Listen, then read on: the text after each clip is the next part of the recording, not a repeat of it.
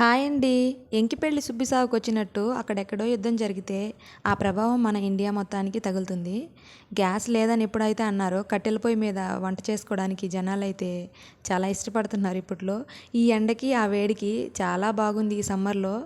ఈ సండే రోజు మేము దమ్ బిర్యానీ చేసుకోవాలనుకున్నాము. ఎలాగో గ్యాస్ ఆదా చేద్దాం కదా అనేసి ఒక 2 కేజెస్ బాస్మతి రైస్, ఒక 1 కేజీ చికెన్ తీసుకొని కట్టెల పొయ్యి మీద అయితే దమ్ బిర్యానీ ట్రై చేశాను. ఒక కేజీ చికెన్ని బాగా కడిగి కొంచెం ఉప్పు, పసుపు వేసి అలాగే కారము, బిర్యానీ ఆకు, పచ్చిమిర్చి, మసాలా దినుసులన్నీ కూడా వేసుకొని బాగా కలుపుకున్నాను. కలపడం అయితే ఏమో కానీ ఆ ఎండకి ఇప్పుడే భయమవుతుంది నాకైతే.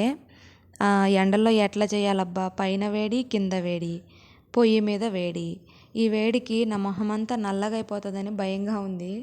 ఇప్పుడు కాస్త ఫ్రెష్ అల్లం వెల్లుల్లి పేస్ట్ వేసుకొని బాగా కలిపి ఇప్పుడు గరం మసాలా, ఒక ప్యాకెట్ గరం మసాలా అయితే వేసాను, చిన్న ప్యాకెట్. అలాగే చికెన్ మసాలా కొద్దిగా, బిర్యానీ మసాలా కొద్దిగా వేసి బాగా కలిపాను. కొంచెం ఫ్రెష్గా తరిగిన పుదీనా ఆకు అలాగే కొత్తిమీర కూడా చల్లుకొని కొంచెం ఫ్రెష్ పెరుగు, కొంచెం నిమ్మకాయ వేసి బాగా కలిపాను. ఇది ఒక 1/2 అవర్ 45 మినిట్స్ ముందుగానే కలిపి పెట్టాను. కాస్త నెయ్యి కూడా వేసుకోవాలి దీనిలో, ఎందుకంటే ఫ్లేవర్ మంచిగా తగులుతుంది తినేటప్పుడు. కట్టెల పొయ్యి మీద కాబట్టి ఇప్పుడు ఈ బేషన్కి నేను ఆ మట్టి అయితే అప్లై చేస్తున్నాను, బురద మట్టి.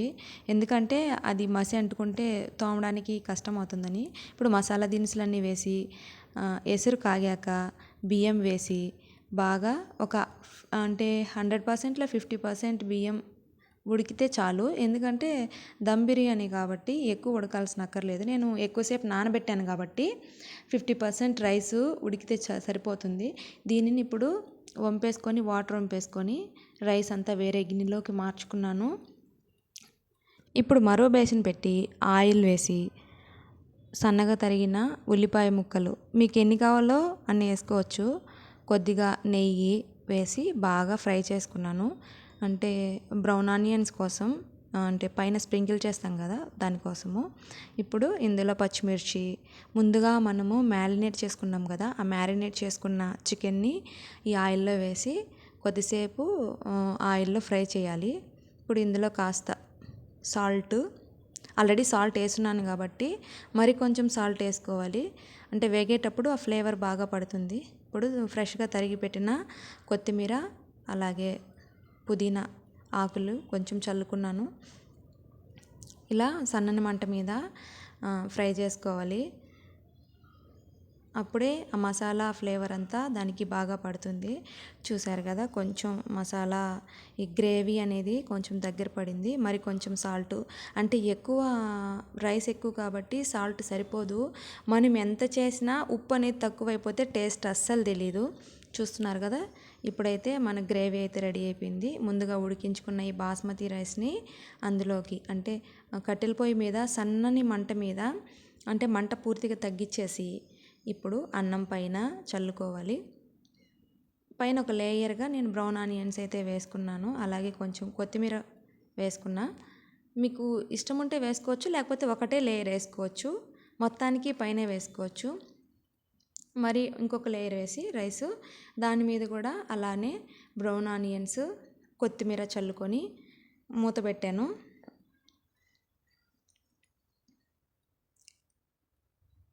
ఎందుకంటే ఈ బ్రౌన్ ఆనియన్స్ వల్ల మన రైస్కి టేస్ట్ అనేది బాగా వస్తుంది. ఇప్పుడు నేనైతే ఎలాంటి ఫుడ్ కలర్స్ అయితే యూజ్ చేయలేదు. కొద్దిగా నెయ్యిలో పసుపు కలిపి పైన చల్లాను, అంటే కలర్ కోసమని, రైస్ కలర్ కోసమని.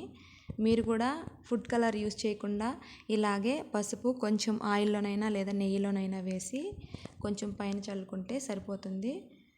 ఈ ఫుడ్ కలర్ వల్ల చాలా, అంటే హెల్త్ ఇష్యూస్ వస్తున్నాయి అనేసి అంటున్నారు కదా, అందుకోసమని. ఇప్పుడు దమ్ అయితే వేసాను నేను, చూస్తున్నారు కదా, దమ్ వేసాను.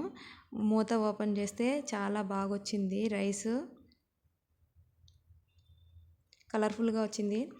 మామూలుగా కష్టపడలేదు కదా, కాబట్టి అందరి దిష్టి, అందరి కళ్ళు రైస్ మీద పడి ఉంటాయని, బిర్యానీ మీద పడి ఉంటాయని దిష్టి అయితే తీశాను. నాకు ఏదైనా వంట చేసినప్పుడు అలా తీయడం అయితే అలవాటు. దిష్టి తీసి వాటర్లో వేసేస్తాను.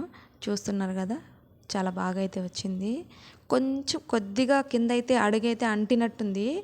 అది పెద్ద ప్రాబ్లం ఏం కాదు. మామూలుగా అయితే ఈ దమ్ బిర్యానీ చేసినప్పుడు ప్రతిసారి కూడాను కొద్దిగైనా అడుగు అనేది కొద్దిగైనా అంటుకొని మాడుతుంది. కానీ చాలా బాగా వచ్చింది. సాటిస్ఫైడ్ నేనైతే. తిన్నవాళ్ళు సాటిస్ఫైయో కాదో తెలియాలంటే వాళ్ళు తిన్న తర్వాతనే మనకైతే ఏమంటారు, కాంప్లిమెంటరీ ఇస్తారు. మొత్తానికి దమ్ బిర్యానీ డన్ బై మీ. మీకు నేను చేసిన రెసిపీ నచ్చినట్టయితే తప్పకుండా లైక్ చేయండి, షేర్ చేయండి, సబ్స్క్రైబ్ చేసుకోండి. Bye bye.